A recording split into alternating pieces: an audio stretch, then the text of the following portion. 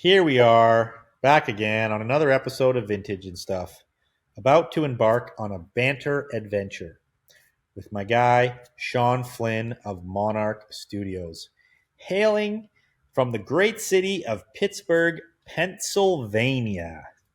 Sean was on the show way back 2 years ago in the middle of the pandemic, where we were really talking about the Genie shirt, the big sale on the Genie shirt. My, how far we've come from those days. Now, this is a good one. I had a lot of fun. I had a lot of laughs on this episode. I'll say that. I had a lot of laughs on this episode. And we kind of go on a weird, here and there, organic timeline of stories and thoughts and processes as you do on a podcast. We just let the conversation flow, as you will. I didn't really even have a lot of notes for him. I asked him some really off the cuff questions in this one, so stay tuned for that. But quick 411 on my boy Sean.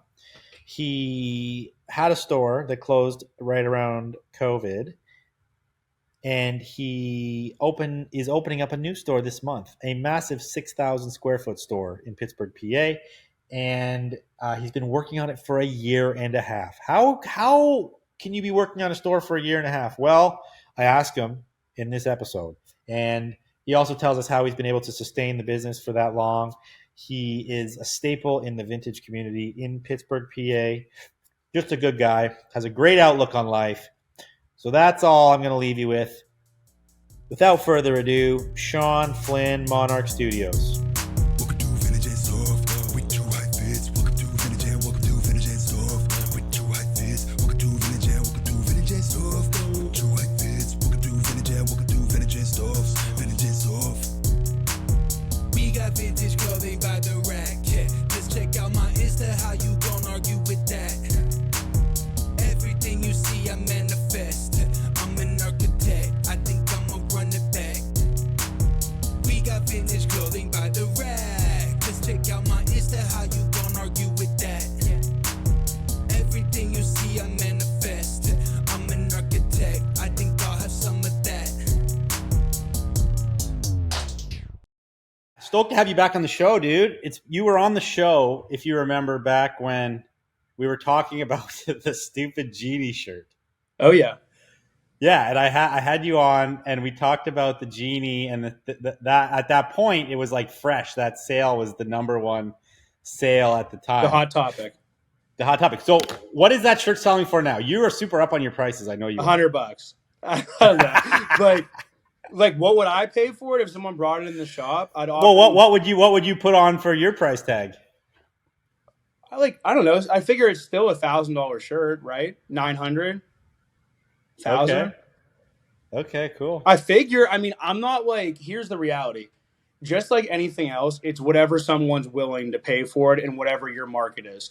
So what I think I could sell it at is $1,000 personally, but someone else may be able to sell it for $3,000 and someone can sell it for $100, you know? Yeah, totally.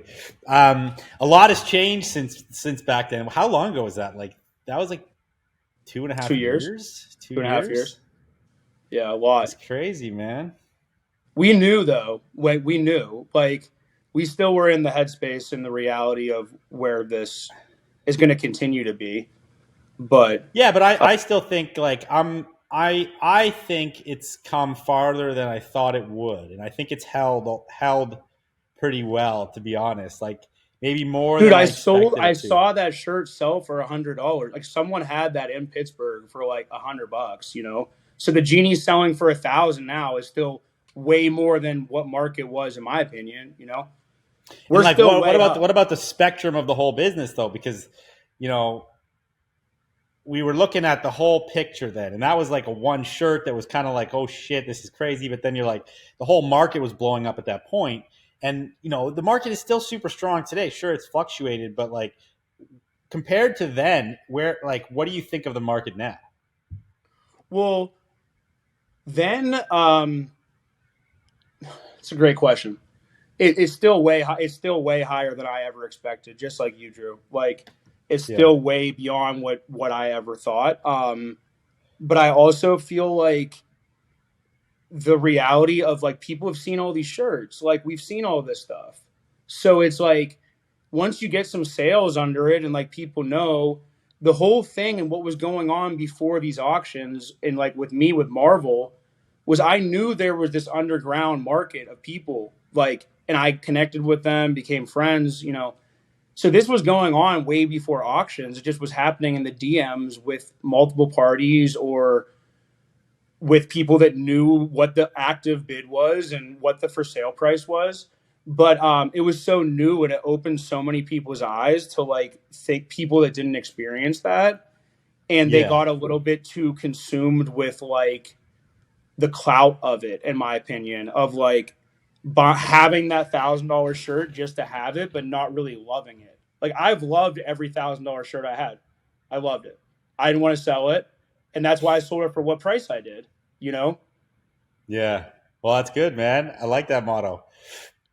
if you're gonna spend Okay. $1,000 on a shirt, you better like the shirt. Is what I'm saying. Like I can't Yeah, just hundred buy percent. something. You know, And some of those people that like we talked about back then did lose. You know, they're the losers who bought all this stuff at that hype because all they cared about was the hype or the monetary value, and a lot of that stuff went down. You know, a and lot of those they're guys don't care though, because they're collectors and they don't care. Like they would have bought the shirt because they bought the shirt. You know, yeah. But like before we get off right? this topic, which is I Right. want to keep moving on. There's a lot to talk about, but Shirt Check is the guy that bought that shirt, right? Mm-hmm.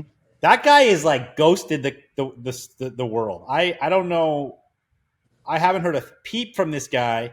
I don't know him personally, so like I'm not trying to throw shade on this guy at all. Like I don't know what Right. he's Right. about. I spoke to him a lot at that point, and if people Super nice guy. remember, he came on like Chris's live once. He auctioned off like a rap tee on one live, like after that thing, right? Didn't he I give away the spoke to him. genie? Or did he give away a genie or He give gave it away away the at a genie. steal? Yeah, he gave away the genie. Okay, No, that's what it for was. free. I think it was for free. Damn. And he sent me so many messages. We had a lot of chats because I wanted him to be on the show, and he had some grand plan. But the grand plan at the time, to me, was so hard to understand. And it was like written in like cryptic code or some shit. Yeah. Yeah. And I don't know what Because he's happened to venture him. capital. He's venture capital. Yeah. He talks in different lingo. Yeah. He comes from like a New York venture capital background.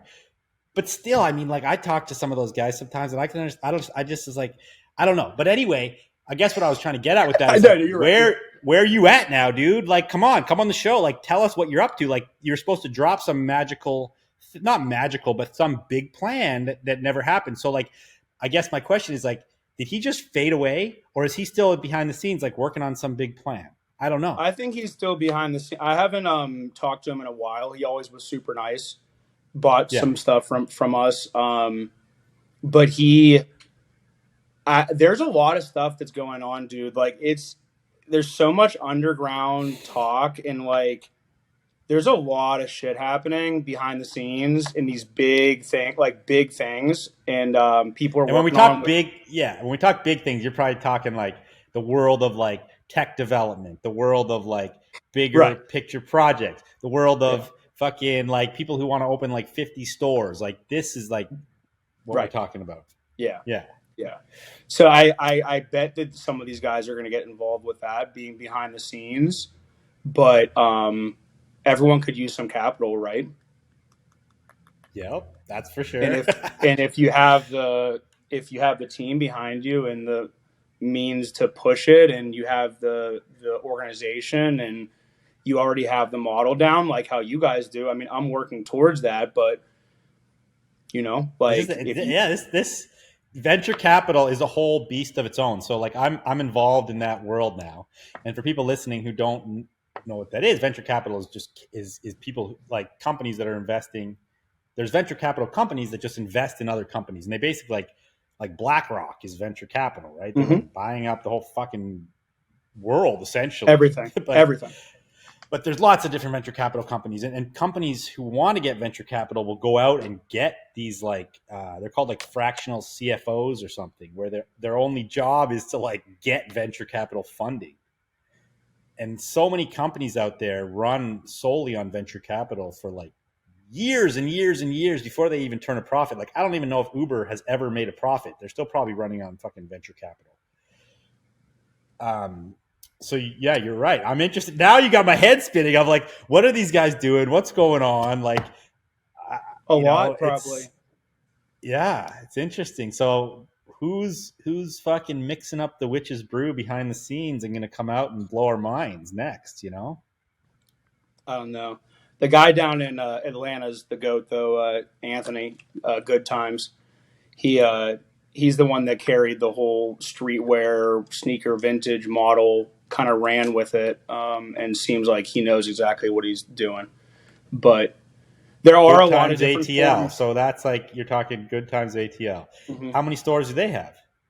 He's opening a new one, and it like is going to open in like a week, and it'll probably be like look like mine, and it took him a week, but mine took a year and a half. So Well, that's what happens when you have two people. two people, yeah. So this is going to be a very unscripted episode, which I love because you're like we talk quite a lot, And I could talk and forever. yeah, I consider you like one of my good You're the homie, dude. friends Yeah. in this business. Like we chat, and I'll shoot you. You've always been good with me about like helping me out on pieces that I don't know about, or vice versa. I think. So thank you for that. Appreciate you. And I've been buying from you. Okay, I gotta do a little segue here. I've been buying from you. How is that experience of me buying from you? Great, dude. It's been fantastic. It's easy. You're mad chill. And I hope you make some money, and I hope Thank you. Continue doing it. It's been great. Yeah, hell yeah. So thank you for that, and I'm using that as a little commercial to the listeners. Okay, I'm looking for more people. I am buying like across the board, all grades, and I'm buying like heavy for Frankie. So anybody out there listening to this, if you have any capacity to wholesale quantity, even like smaller quantities, but it's got to be some quantity. I'm your guy. I'm a buyer. Hit me up in the DMs. We'll put you in our database. We'll send you the buying list. We can work something out. I can come see you. We can do Zooms, whatever we got to do to make it happen. But I'm putting out the open invite. Anybody listening, if you want to sell me goods, hit me up.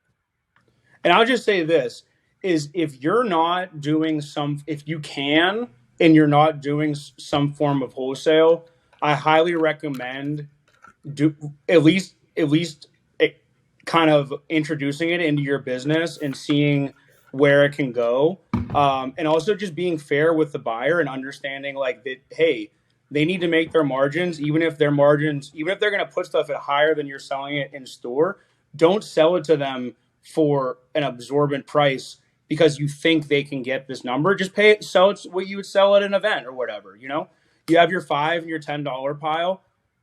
Someone in New York may be able to make 50, $60 for it. Whatever. You're putting it for $10, sell it to them for $5 a piece and get it moving, Because people just sit on so much stuff, and like I'm one including, but like think about where you can go to scale your business, and working with these guys is easy, and he makes it super simple on what he needs, and if you can provide that, it's cake. So I highly suggest That is what's it. up. Yeah, hell yeah. Thank you. Hit me up. Hell I'll yeah. send you the list. It's very clear. We can do business. Mm-hmm. So we're already 15 minutes into this episode, and my first question for you, which I'm just getting to now, which I love the organic vibe we're going with here. Perfect. Okay, if you were a baseball player and you're about to walk up to the plate and you could put any song on, your like hype song, what's it going to be, Sean? What do you got? I'm Pittsburgh, born and raised. Love the city. There's a song that we played a lot in high school called "Bust Down" by Wiz Khalifa. It was on Princess City 2. Probably would be "Bust Down." It just has a crazy like beginning, a synth type rhythm to the bass, and the beat is great. Or Youngin' on His Grind, Wiz Khalifa, any Mac Miller song. I do some kind of Pittsburgh shit for sure. Yeah. Hell yeah. Nice. Pittsburgh. So Pittsburgh's kind of popping, man. It's Pittsburgh's crazy. And I don't see it. It's it's not on the world stage. It's not like a No. fashion town, but it's like it's a blue collar working person city, right? Lots of sports there, Hmm. and but it's also popping for vintage. And tell us about the city. Tell us about the scene, like how it's grown and changed, and what's going on there. It's really incredible, dude. Here's the best way to say it. When I opened the first store, this is pre-COVID, I still had to explain to people like why they're buying a pre-owned old T-shirt, this and that. Nowadays, secondhand shopping in general is so popular and everyone is thrifting that a new store opens almost every month in Pittsburgh, and it could have such a huge variety of just being like thrifted goods, secondhand goods, thrift shop stuff, knickknacks, whatever, or be a super premium, high end, not necessarily super premium, but a premium store. Everything's well curated, picked out, weekly drops. But I have a lot of good friends doing great stuff here. We all work together for the most part. Serious. There's heavy I mean, the competition is no joke. Like the most competition ever, and it's every day a new person's popping up. But I'm here for it. I welcome competition. Um, Hopefully, we can work together, and hopefully, I can be on a stage to help everyone out at some point. I think I will be, but people have to also understand that and be able to work with each other. That's our biggest issue.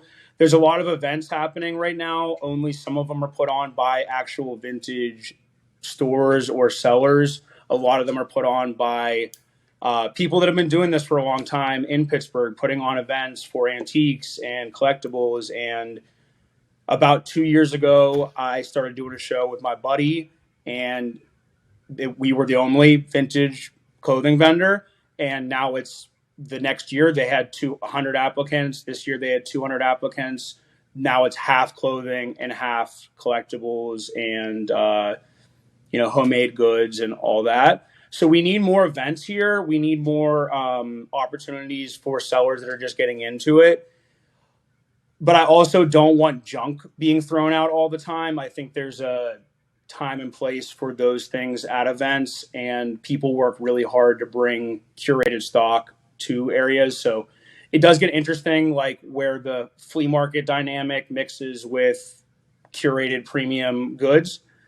Um, but yeah, great things are happening here. I'm very excited for it, but you have to be ready for the ride and understand it's not easy anymore. You can't just get into the game the way you could, you know. It's a lot harder. Yeah, A lot harder. Yeah. totally. I think Yeah. that goes for everywhere, man. Everywhere. Yep. But that's just how it is now. You got to stay one step ahead. You got to collaborate more. You got to work together, and you got to find your lane. Absolutely. So it's interesting what you said about the markets and needing more, but also about the line between a flea market and like a thrift con or Mm-hmm. something, or like and then like an inspiration. Like, yeah, sure, they're Faded. all just markets or faded, but yet they're all a little bit different, right? And where does the line get drawn between a flea market and like I don't know, like a curated Thrift market? I shop. Thrift guess. shop. Yeah. Yeah. Um, because I look at like ThriftCon is like the ultimate vintage market to Mm-hmm. me, and I think Best. they've done it the best. They're probably the most household name in it. Now Mm-hmm. they're almost been to a lot of cities around America. Have they been to Pittsburgh yet? No. No. Pittsburgh's not even on the map. No. That's too bad. What I mean, they're going to Portland. Like that's not even a big town. I think I'm going to drive down there. It's like this month.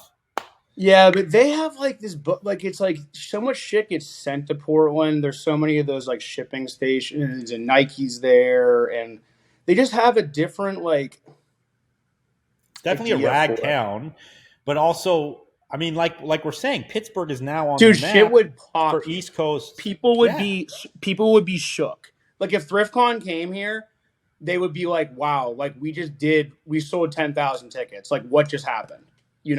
Pittsburgh. Like the market is here, 100%. I do better at a lot of Pittsburgh markets than I've done in all across not the world, but the U.S. yeah. by far. So I like that too. So that's a good point. That like you don't have to fucking be in LA or you don't have No, to be in New York to make big money. It's stupid to think that, and it's almost a false sense of success because you pay more to do good in those places. So hmm you actually take home less. right. Success is your whatever people use as a definition of success, but the only money you ever make is the difference between your expenses and your gross sales, right? So if It's your the bottom expenses are line. high, you're fucked anyway. The reality, though, Drew, and just to flip that, is you have traveled and put your time in, and you're still able to do it with how the business is structured now, and have probably more fun than you ever did with it. But I wouldn't be where I'm at if I didn't make those risks. If I didn't go Like to to go out Cali and yeah, drop $4,000 before I even landed and be like, oh damn, like I better have a good show, or oh damn, I better go and meet like it happens organically if you're just put good vibes out, but like and good energy. But traveling to these places changed my entire life, and I didn't make money at them. But those experiences are why me and you are like if I didn't meet you skating at the what's the motel, the saga, yeah, the which we're saga. still going to get blackout drunk at one time. I'm just letting you know. We're getting smacked there. I'm Oh buying a fuck. keg next time I go to California for the Okay, second. But all right. anyways, and jumping in the pool butt naked. But Woo! Let's yeah, but go. I met him skating in California. He just thought I was some punk selling vintage, tried to get me on some tees. No, I'm just joking. He but we wouldn't have Like, had yo, this who the fuck connection. is this kid? I Yo, this is the drove with you to saga, man. This is inspiration, my bro. turf. I'm a kid from I drove with you in your van to inspiration. Like I wouldn't have been there without making the risk. Yeah. You know? And I think what you're saying, I know what you're saying, and I think that's important too, which is sort of the long play. Those Mm-hmm. moves are the long play of the business, right? Going to something to make connections, going to something to get your name out there, going to something to sort of, and also to get inspired as well, because Inspired. you'll see different things. So I think you're right; those are important. But yeah, Meeting no, Earthling definitely changed important. my life, dude. Meeting Earthling changed my entire life. And what I'll about always that? What like explain that? because they're just organic being like it comes if you put out good energy and you're just hey, you're not focused always. Like it comes if you're so focused on making money and that's all you're worried about, you're not going to be happy at the end of it. But if you just kind of like let it like along for the ride, just hey, when I used to go and travel, I was never thinking about connections and all these things. But you meet people and you see how they move, and they tell you they teach you things that you never would have thought about, and they just are willing to do whatever it is. They would spend every dollar in their bank account to do something right, and that's the difference. Is like you have to really believe in what you're doing and see the long term, see the path 10, 20 years down the line. I wasn't thinking like that. I was thinking the next day every time. Yeah, a lot of people are thinking the next day, man. Yeah. I interrupt this episode to bring you this very special announcement. What you are watching is the free 45-minute version of the episode. This episode, in its totality, is 2 hours long.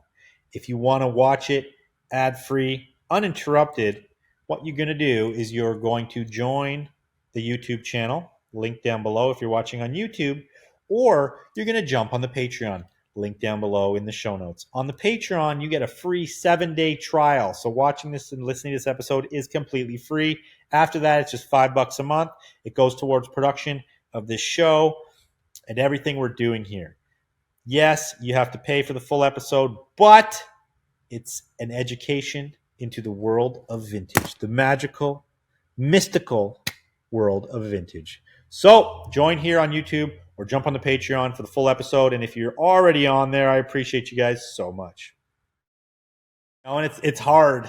It's hard to think beyond the next day when the next day is rent due or the next day is you got to make money for food. And And it's no joke right now. No joke. And I think Yep. that's important, right? But I think there's like a balance where like you should always be just try to give like the future a little bit of energy, even if it's only 5% to start. Like give the real future that much energy, and then build more as like you become more stable and put more into it, because that's when you'll see like the big returns like year over year, you know? Yeah. I mean, this is 10 years down the line for me, like maybe a little bit more, 6 years full time. It's not overnight by any means. Like it's in, and there were moments where I wanted it to be overnight and I tried to push it. And I saw that happen with sneakers and with losing money and with this and that. But if you just focus on what you're believe in and your path, and it'll work out, you know? Yeah. Something I've been working on a lot lately with like my teams of people and like myself, my wife, all kinds of things, but Yeah. is like the concept of you can only control what you can control, right? And a lot of times uh, we go into our days or our like our jobs or our work with like sometimes really like a really overwhelmed brain, right? We go in Hmm. and we're thinking about like so much at once. There's so much going on in our lives. There's so much going on in our business, and it's like that kind of mentality can stunt action, right? Because you're like, fuck, I have too much going on. I don't know what to do right now, and I don't know where to I shut start. down. I don't want to do Yeah, anything when that happens. I shut down. exactly.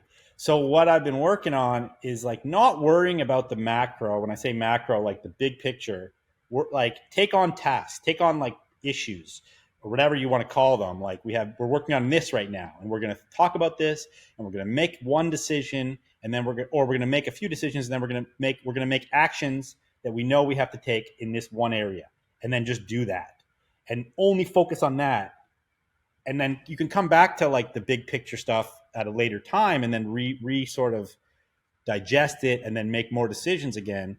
But you can't always be thinking the big picture in every task, or you get so fucked in your brain. That was kind of confusing the way I put that, but I guess the main takeaway is like come back to earth, think about the micro, take like things you need to work on in bite-sized pieces, and then take action on them, and then forget about it until you need to make another decision and another action. I love that. I Yeah. love that. I mean, I do boards now and cross them out with just everyday tasks. The importance of getting organized, health and family and organization is like my main goals the next upcoming years. But you can never get, but you can keep working on it every day, and it's just like cleaning. You'd rather clean 5 minutes a day than have to take your entire Sunday and clean. Just think about that. Hey, I have some really pressing thing that needs done on Sunday, but if I do all these things throughout the week, that I can take care of it on then. I have a blank slate, whatever it may be. I can do my other things. But in this industry, it's extremely difficult because we're taking on so much at once, and a lot of us are the sole proprietors of our business, and we're in charge of every aspect of that business. Break it down into smaller areas, and maybe that will help you. Maybe you work better just with everything being a part of, and you just picking it out. But I do know a lot of people struggle with it, and I'm just at the beginning of it, guys. So people that are listening to this, I'm along for the ride with y'all, but I'm trying to work on it. Yeah. Yeah, and even myself, dude. Like it's years and years and years of doing this, and I'm still working on this shit. And you learn new things all the time, and you learn what works for you. You just got to keep trugging along and keep trying new things. That's something I listened to about growth mindset was like a growth. We all use that word, like, or we all have heard that term, growth mindset. And we all think that we like have it, but then this podcast was like breaking it down. This is Huberman, right? Huberman's the man. But he talks about it like all it is really is uh, making adjustments from things that didn't work and moving forward and adjusting Hmm. and going again and adjusting and going again and adjusting and going again until it works out.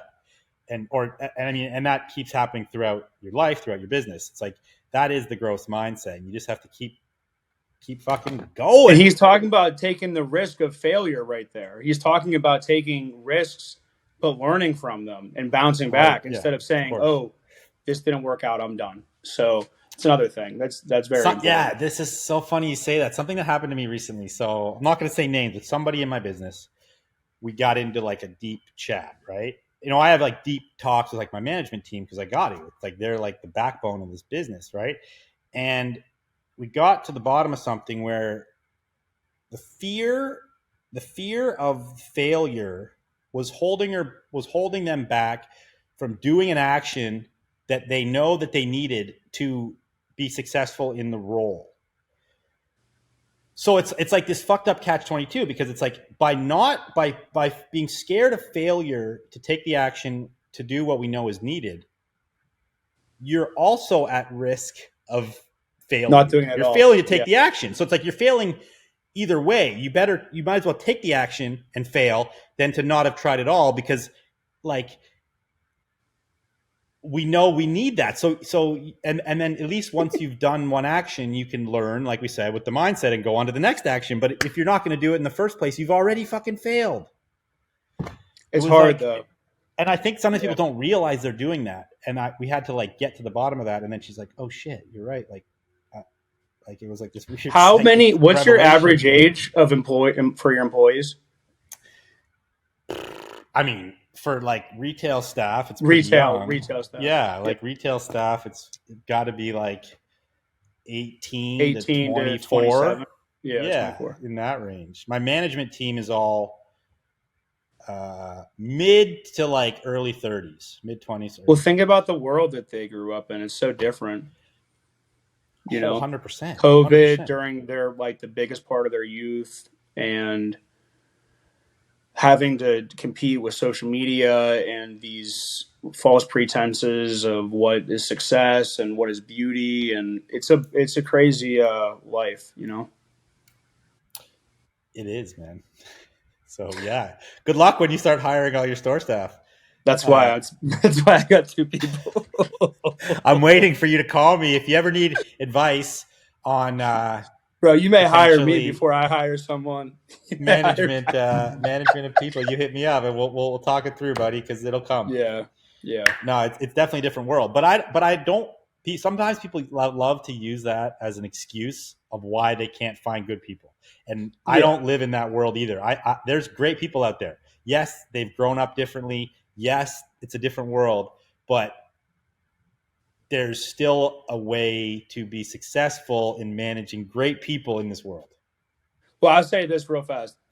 There's a lot of people message me like they want to work, this and that. We will be hiring once we're open. I appreciate the patience. There's one person in mind already, and I'll tell you why for people that are listening. Number one, you need to be a hustler and have decision-making skills to not have to ask me every freaking question. I'm just letting you know. I don't care if it's necessarily wrong, but you have to be willing to at least try.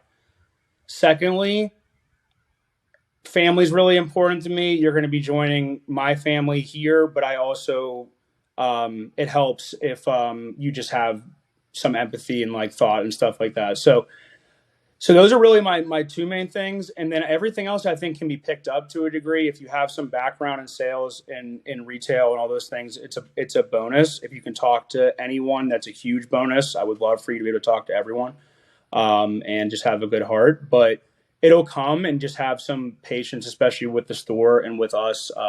We want to open and be able to breathe. It's been a crazy year and a half. I want to start slow and just kind of see where it comes. So that's the goal. Start slow and kind of see where things go. It's awesome, man. So let's talk about that. Let's talk about the store. So we know you kind of spoke about your previous store, and we kind of touched on that in the first time we talked a lot the first episode, yeah. Years ago. And you had closed that store when COVID hit, and it never actually reopened. Mm-mm. Still own the building, though. Building's still there. Okay, so you own the building. Tell us about the building. What's going on with it? Nothing? Well, it's totally cleared out in terms of like all the decor and all those things is down. It won't reopen as a physical store, most likely. I'm using it as storage and trying to kind of figure out the next realm, whether to rent it out or go to have a different play with what I'm doing with the building. But that's more of a long-term goal. But yeah, Yeah. we just used it the whole time to do all those lives, dude. I did all my lives out of there. I did all my shipping, all my everything out of there.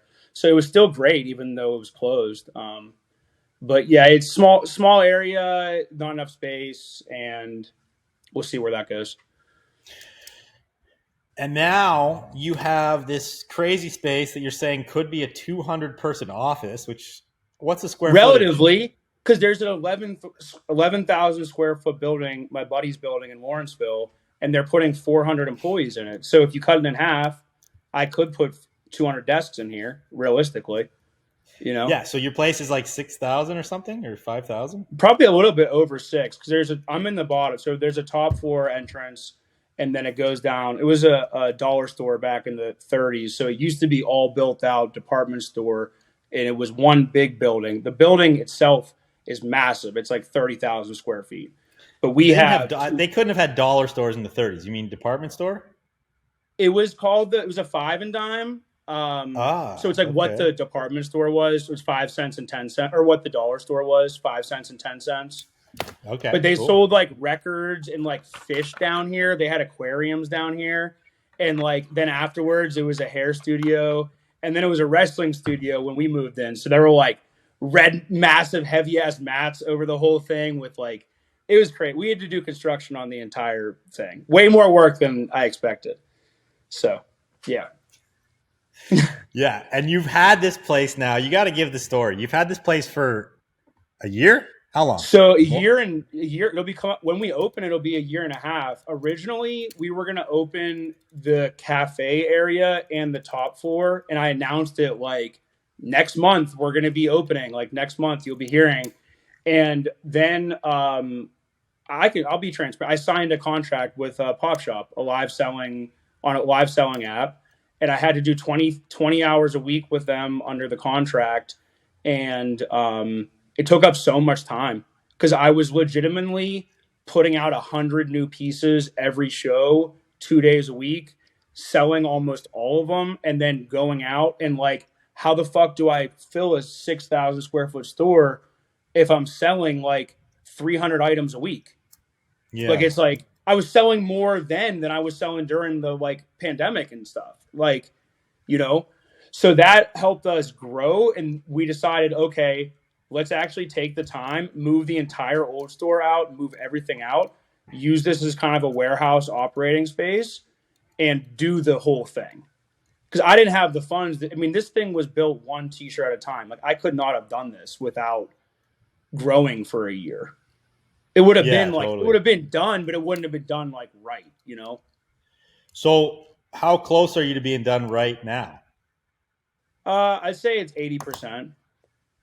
So is there actual construction still needed, or just like finishing touches? No, it's just it's a lot of. I got my inventory management system.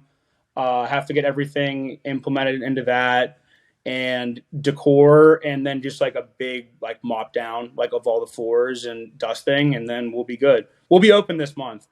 Originally, when you guys messaged me about the podcast, I was like, oh, okay, cool. Like this may be the intro to like the store's open tomorrow, but this will be out on Friday, I think, right? So how do you like that? I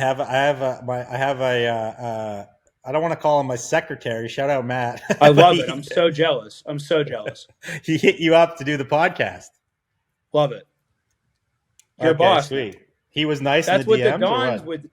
Bro, the Dons would have their wives that would greet with coffee. So just in case they're about to get shot, that at least, hey, the wife handed me some coffee. I can't shoot the guy. Good work, Maddie. Good work. Yeah. You do. Well, that's exciting, dude. The store's close. You say you're going to open this month. Stoked for that. Yeah, you got to come out. That's a huge undertaking. Yeah, I want to come out. I've been telling you I want to come out, and I think I'm going to do it. I actually looked recently. I got like a shitload of air miles, so I'm kind of like, maybe I'll just hop a fucking flight, go see Sean. Let's go, baby. The Jeff Bezos of vintage. Yeah, let's go. I'm not going to take a rocket ship, but I'll get there somehow. Oh, dear God. How do you feel about a 6,000 square foot store once you open and keeping that thing stocked? I guess like stock. So like that's fucking huge. I think my store my store, to put this into context, F as in Frank, if anybody's been there, is fully 3,000 square foot. But that That's huge. includes but we take 1,000-ish square feet for the back, which is considered the rag machine, and we sectioned it. So my front of my store is probably only 18, like for my actual F as in Frank Yeah. retail. So you're over 3 times the size of my store, which is big. And we stock a lot of clothes, right? So I know you're going to be there's going to be a lot of rackage in there. I think it'll be over 10,000 items the opening day. Yeah. It should. So give the deets. What area is it in and stuff? It's in Etna, PA. It's like probably about, I don't know, 7 minutes from downtown, right off the exit. Small town. There's a lot of good things happening here right now. A yoga studio is about to go in. Next to us, a brewery is almost done across the street. There's already a real good restaurant called Rear End and some good local bars and stuff. The food's great down here.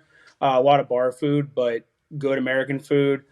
I keep saying small town, but my family's actually from Sharpsburg. My grandma they originally hunkered down in Sharpsburg back in the 60s, and that's right next to us.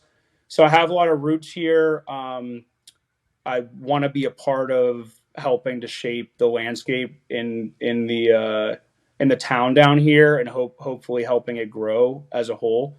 So we'll have everything from $5 items up to premium goods. Actually, one half of the shop will be, when Drew and I were talking about these events and like thrift shop style events, and then a premium. One half of the store is going to be all type thrifted, styled items, cool items that nowadays they're expensive at the Goodwill and you can't even find them. But there'll be cool stuff over there, and then we'll have a whole premium section, Pittsburgh section, everything. But it's all going to be based it's all organized by genre or branding, and there's a lot of signage and stuff like that to help you guys. Just picture like a big department store and how you see where the polo section is, where the fragrances are, whatever, we have a design that way, just like a department store. And that's the vibe is Macy's for vintage. And you built that out all yourself? Maddie is she built the dressing. She did the construction on everything. She's way more handy than I am. Yeah, way more handy. Her path. Are you calling it Monarch? I should rename it Monarch Department or something, but it'll probably stay as Monarch Studios. I don't want to have to do the whole Instagram thing again, and we have a good following on there. Yeah. But sweet. Also it is good. I don't know. It's a double-edged sword, I guess, but what's the downside? That people will be like, we don't want to see personal branded stuff. We only want the store, but everybody wants personal branding now. So I don't know what the downside would be. Yeah, I don't think it'll change. All my email, everything's already hooked up to the name. I probably won't change it. Yeah. Yeah. And are you going to do vendors in there, or is it all going to be you? So I think we originally, and shout out to Drew, because Drew actually checks in.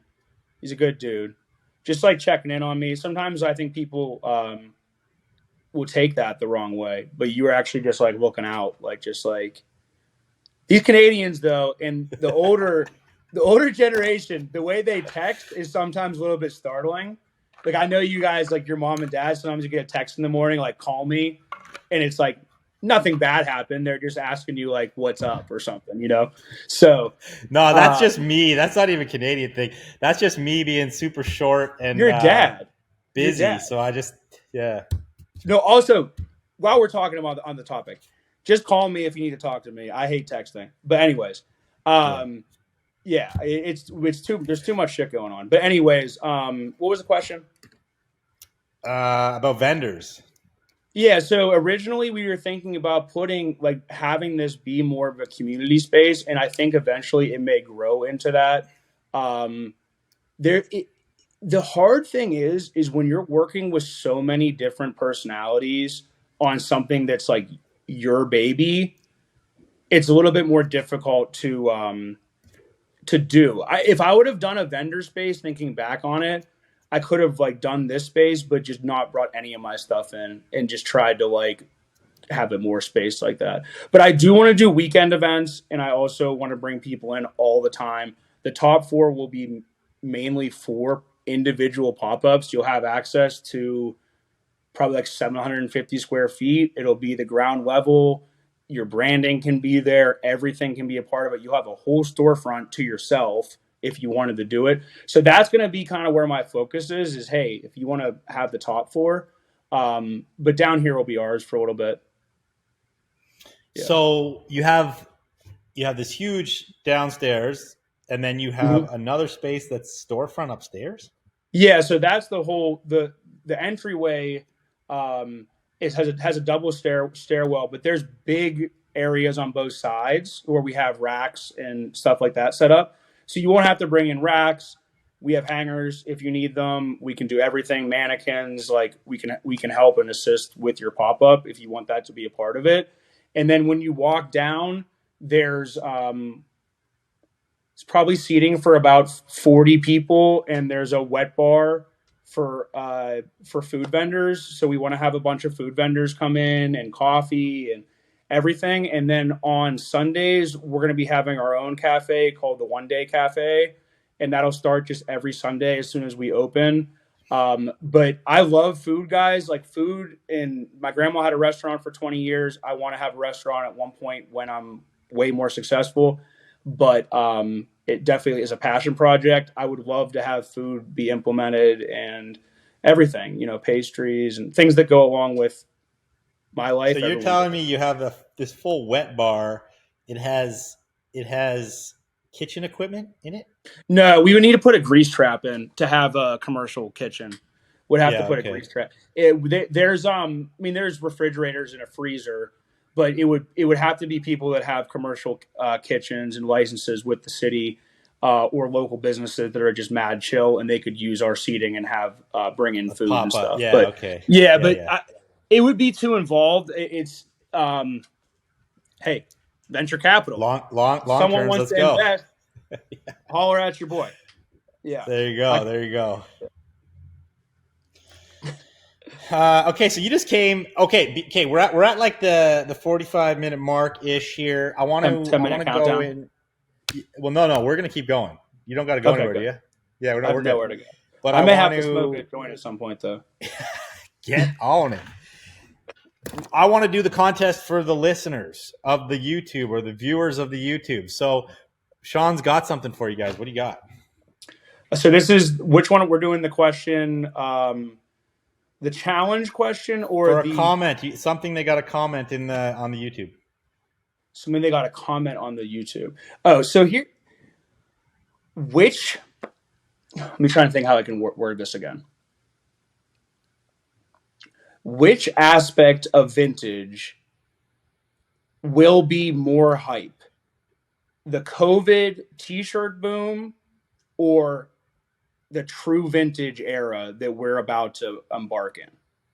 And I don't know how to word that, but it's like, which is going to be crazier, the pandemic t-shirt or the true vintage or 90s t-shirts? Like, what do you think is going to come out on top?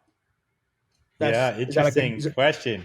Yeah, it's cool, man. It's definitely thought-provoking. We definitely are entering this. That totally works. So, yeah, we want you guys to comment down below. What do you think will be a bigger boom in the world of vintage? The 90s t-shirt through COVID boom, or what we're about to get into, like you're saying, and we are sort of in, is this true vintage boom. And a lot of the people from that first boom are now in the second boom. Mm-hmm. Yep. So comment down below. Give us your thoughts on that whole thing. Well, that's it, guys. That comes to the end of the free 45-minute version of the show. As I've already said, if you want to continue listening, all you got to do is join on the YouTube page, click the link down below, or jump on the Patreon. The link is in the show notes. Free 7-day trial on the Patreon, and then after that, it's only $5 a month. So basically, you can get on this and listen to this episode for free. Free 7-day trial. Hop on there, tune in, continue the education. Sean goes on to talk about Marvel. He gives us lots of tips and tricks that will help you in buying and selling Marvel tees specifically, and lots more of great stuff on the 2-hour version. So thank you guys again for tuning in. Again, if you want to sell me wholesale, if you're interested to know what I'm buying, what I'm paying, hit me up on Instagram at Drew Heifetz, and then I'll put you in our database and we can jump on a call, an email thread, whatever, and get you guys sorted. Thanks again. In the words of Dave Heifetz, be happy, not crappy, and thank you for tuning in.